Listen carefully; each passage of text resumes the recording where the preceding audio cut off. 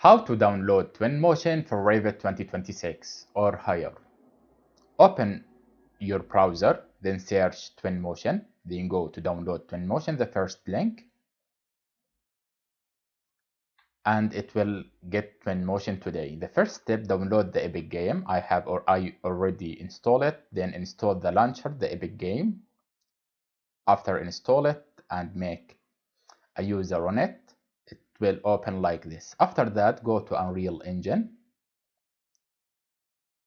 then go to Twinmotion, then download anything that you want. I downloaded the first one, 2026.